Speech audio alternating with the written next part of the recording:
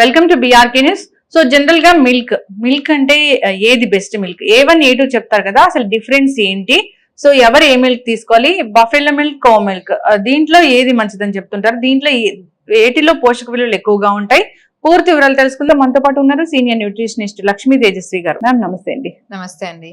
Ma'am, general గానే milk అంటే అది ఒక పెద్ద సబ్జెక్టు, దాంట్లో ఎన్నో డౌట్స్. ఒకప్పుడు మిల్క్ తీసుకుంటే చాలు, మనకు చాలా పోషకాలు వస్తాయి, మనం స్ట్రాంగ్ గా ఉంటామనే వాళ్ళు. ఇప్పుడు ఆ మిల్క్ చుట్టూనే చాలా కథనాలు కూడా వస్తూ ఉన్నాయి.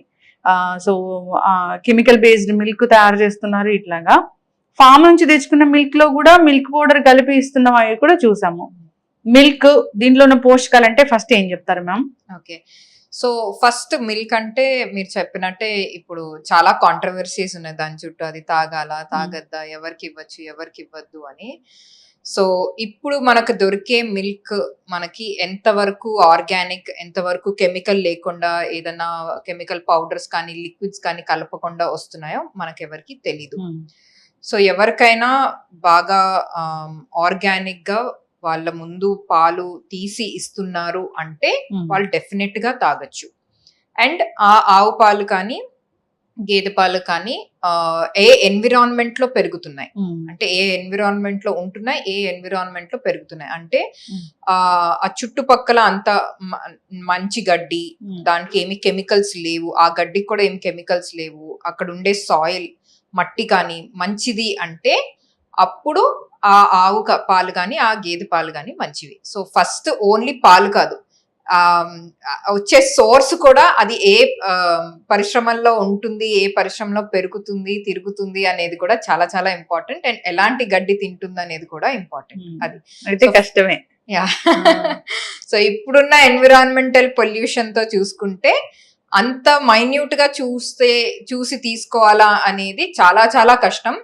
మేబీ ఒక 10% వాళ్ళకి కొంచెం అవకాశం ఉంటదేమో అంత స్వచ్ఛగా పాలు తెచ్చుకొని తాగడం. మిగతా వాళ్ళకి డెఫినెట్ గా కష్టం. సో అలాంటి వాళ్ళు మరి పాలు తాగద్దా అంటే తాగొచ్చు, కానీ మరి కెమికల్స్ ఉన్నవి కాకుండా కొంచెం ఆర్గానిక్ గా పెరుగుతున్నవి, నార్మల్ ఎన్విరాన్మెంట్ లో పెరుగుతున్నాయి అంటే పర్వాలేదు. It's okay, you can source it and ఆ పాలు తీసుకోవచ్చు, అదేం ప్రాబ్లం లేదు.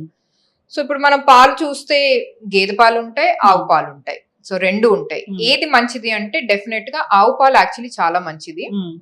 అండ్ ఆవు పాల్లో యాక్చువల్లీ కొవ్వు కూడా కొంచెం తక్కువ ఉంటది గేదె పాలు కన్నా. సో ఆవు పాలు కూడా మంచిది. అండ్ మినరల్స్ కూడా రెండిట్లో ఆల్మోస్ట్ సేమ్ ఉంటాయి, అంటే పొటాషియం, సోడియం, మెగ్నీషియం, మ్యాంగనీస్ ఇట్లాంటి మినరల్స్ అనేవి ఉంటాయి పాలల్లో. సో ఈ పాలు మనకి డెఫినెట్ గా రెండిట్లో ఉంటాయి, కానీ ఆవు పాలలో కొంచెం ఎక్కువగానే ఉంటాయి. అది సో డెఫినెట్ గా ఆవు పాలు యాక్చువల్లీ ఇంకొంచెం బెనిఫిషియల్ దాన్ గేదె పాలు, ఇంకొంచెం హెల్ప్ అవుతుంది. ఓకే, ఆవు పాలు మంచివి. ఈ ఆవు పాలు అంటే పెద్దలు కూడా తీసుకోవచ్చు? ఎవరైనా తీసుకోవచ్చు, అన్ని ఏజ్ గ్రూప్స్ తీసుకోవచ్చు, చిన్న పిల్లల నుండి పెద్దవాళ్ళకు అందరు తీసుకోవచ్చు. ఎందుకంటే కాల్షియం అనేది కూడా ఎక్కువగా ఉంటుంది, మన బోన్స్ కి చాలా మంచిది కాబట్టి. సో కాల్షియం అనే ఒక్క మినరల్ మాత్రం ఏ ఏజ్ గ్రూప్ కైనా అవసరం. అంటే ఇప్పుడు చిన్న పిల్లలు పెరుగుతున్న వయసు కాబట్టి వాళ్ళకి bone density and bone strength ఎక్కువ కావాలి, వాళ్ళ బోన్ గ్రోత్ ఎక్కువ అవ్వాలి, వాళ్ళకు ఎక్కువ కాల్షియం కూడా మజిల్స్ కి అవసరం, అంటే కండకి అవసరం అన్నమాట. బోన్స్ కి కాకుండా కండకు కూడా అవసరం. సో గ్రోత్ అయ్యే ఏజ్ కి బోన్ గ్రోత్ ఉంటుంది, మజిల్ గ్రోత్ ఉంటుంది. సో రెండు, కండ బలం పెరగాలి, బోన్ బలం కూడా పెరగాలి. సో కాల్షియం అనేది మేజర్ న్యూట్రియంట్ ఫర్ బోత్, రెండిటికి. సో అందుకు పాలు అనేది చిన్న వాళ్ళకి కావాలి పెరిగే వయసులో. పెరిగిన తర్వాత అంటే 20 ఏళ్ళ వయసు వచ్చిన తర్వాత డెఫినెట్ గా ఆ టైంలో కూడా ఎందుకు ఇంపార్టెంట్ అంటే, ఇప్పుడు పెరిగిన తర్వాత కొంచెం ఇంజరీస్ అనేవి కొంచెం ఈజీగా అవుతూ ఉంటాయి, పడిన ఏదైనా. సో వాళ్ళకు కూడా కొంచెం కాల్షియం అంటే ఎక్కువ ఉంటే ఎవ్రీడే తీసుకుంటున్నారు కాల్షియం రిచ్ ఫుడ్ అంటే మంచిది. సో కాల్షియం రిచ్ ఫుడ్ ఈజీగా అందరికి కొంచెం అందుబాటులో ప్లస్ అఫోర్డబుల్, అంటే కొనుక్కోగలరు అంటే పాలు బెస్ట్. సో అందుకు ఆ ఏజ్ గ్రూప్ కూడా. ఇప్పుడు 40-50 ఇయర్స్ దాటిందంటే బోన్ వీక్నెస్, మజిల్ వీక్నెస్, అంటే కండ బలం అనేది చాలా తగ్గిపోతూ ఉంటుంది. 35 ఇయర్స్ దాటిన తర్వాత, 30 ఇయర్స్ దాటిన తర్వాత, ఎస్పెషల్లీ 35 ఇయర్స్ దాటిన తర్వాత. సో వీళ్ళు పెద్దవాళ్ళు, సో అడల్ట్ అంటే యంగ్ అడల్ట్స్. సో వాళ్ళకు కూడా డెఫినెట్ గా వాళ్ళు 50 years 35 years వాళ్ళు 50 years కి వెళ్ళే వయసు వరకు 60 years వెళ్ళే వయసు వరకు ఇంకా స్ట్రాంగ్ గా ఉండాలి అంటే పాలు అనేది డెఫినెట్ గా అవసరం. సో అందుకు పాలు అనేది అన్ని ఏజ్ గ్రూప్స్ కి అనేది మంచిది. ఇప్పుడు పెద్దవాళ్ళు అంటే లైక్ 60 years 70 years వాళ్ళకంటే డెఫినెట్ గా వాళ్ళ వీక్నెస్ ఎక్కువ ఉంటుంది, బోన్ డెన్సిటీ చాలా తగ్గిపోతుంది, కండ బలం అనేది చాలా తగ్గిపోతుంది, మసిల్ లాస్ చాలా ఎక్కువగా ఉంటుంది 50 years వాళ్ళకి 60 years వాళ్ళకి అంతా. సో వాళ్ళకి ఇది కొంచెం పాలు అనేది కాల్షియం కాకుండా వాళ్ళకి ప్రోటీన్ కూడా ఇస్తుంది. సో మనకి కాల్షియం బోన్స్ కి వెళ్తుంది, మజిల్స్ కి వెళ్తుంది, ప్రోటీన్ పాలల్లో ఉండే కొంచెం ప్రోటీన్ కూడా మనకి మజిల్స్ కి కూడా వెళ్తుంది.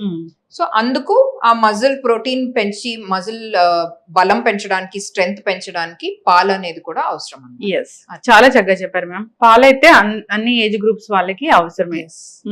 అయితే ఇప్పుడు మరి అందరికి ఫామ్ నుంచి తెచ్చుకునే అంత వెసులుబాటు ఉండదు, ప్యాకెట్ పాలే తెచ్చుకుంటాం అనుకోండి, మరి అవి మంచివని మనకి ఎలా తెలుస్తుంది?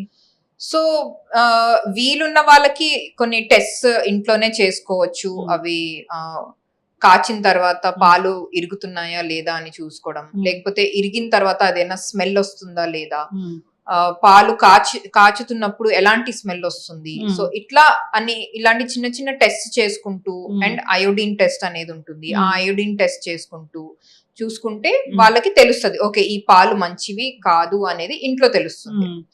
సో ఇట్లా టెస్ట్ ఇంట్లోనే చేసుకుంటూ వాళ్ళు టెస్ట్ చేసుకొని ఏ ప్యాకెట్ ఏ బ్రాండ్ బాగుంది అనేది చూసుకొని వాళ్ళు కొనుక్కొని చేసుకోండి. ఓకే, అయితే చాలా full cream milk, toned milk అలా ఉంటాయి కదా మ్యామ్, వాటిలో ఏది మంచిది?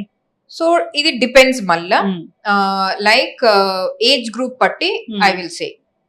ఎందుకు అంటే ఇప్పుడు ఫ్యాట్ అనేది ఫుల్ ఫ్యాట్ మిల్క్ అంటే కొవ్వు ఎక్కువ ఉంది ఆ పాలల్లో అని, అంటే ప్యూర్ గా, అంటే మనకి గేదె పాలు గాని లేకపోతే ఆవు పాలు డైరెక్ట్ గా వచ్చినప్పుడు ఫ్యాట్ అనేది ఫుల్ గా ఉంటుంది.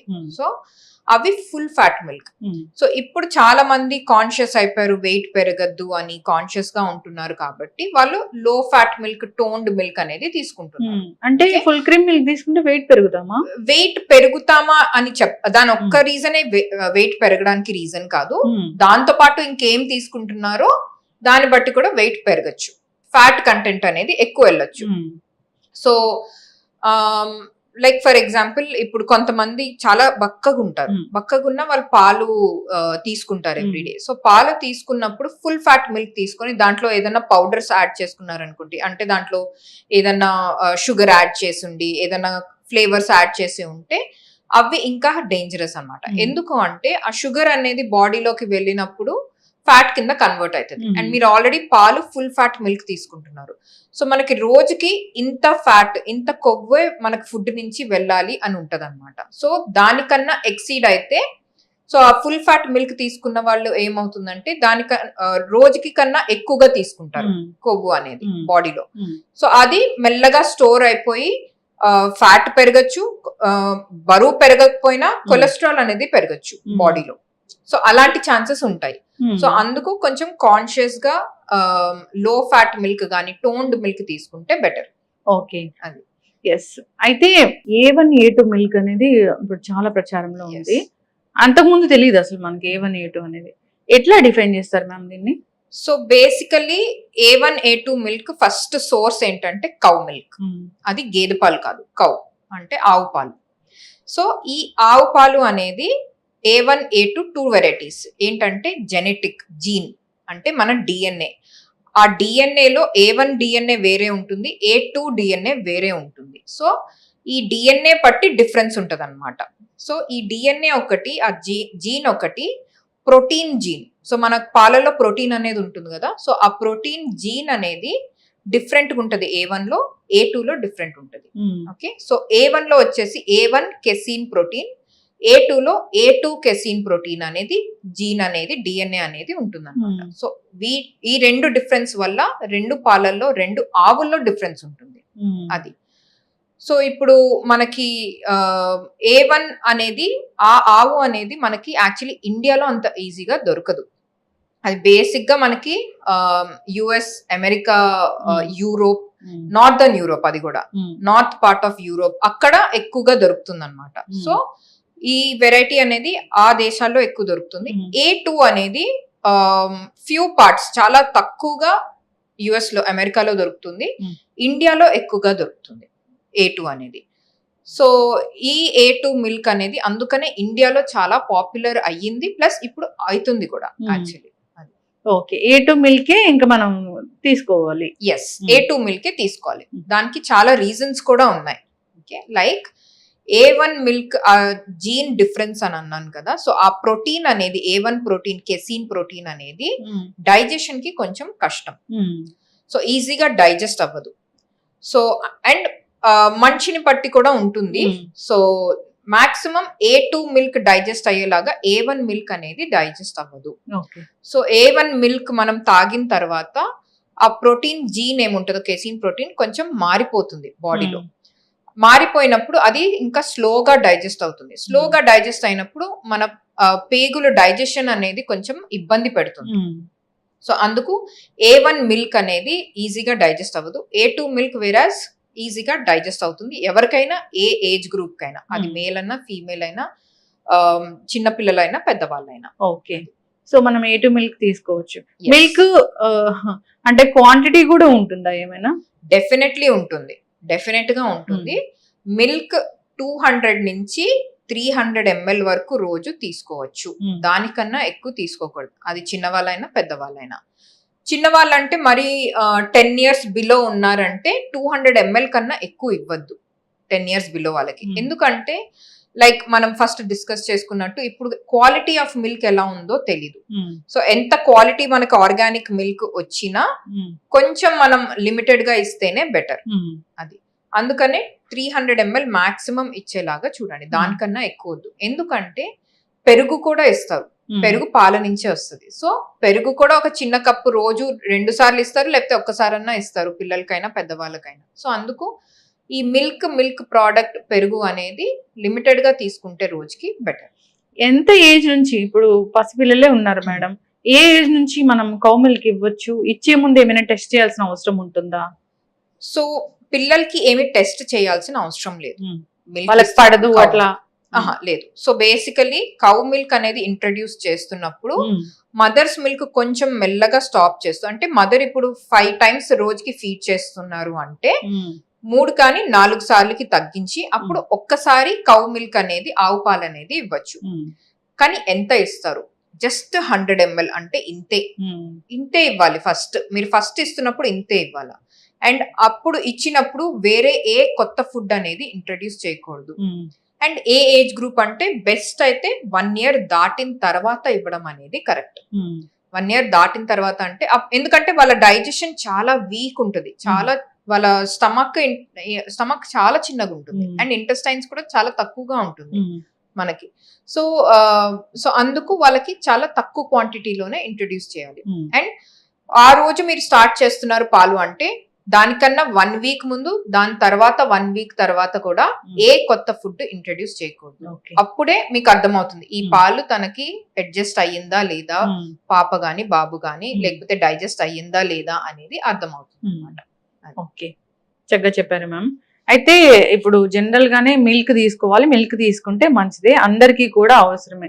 చాలా మంది చెప్తారు ఏంటంటే మిల్క్ అది ఒక యానిమల్ ప్రోటీన్, అది తీసుకోకూడదు అని ఒకటి చెప్తూ ఉంటారు.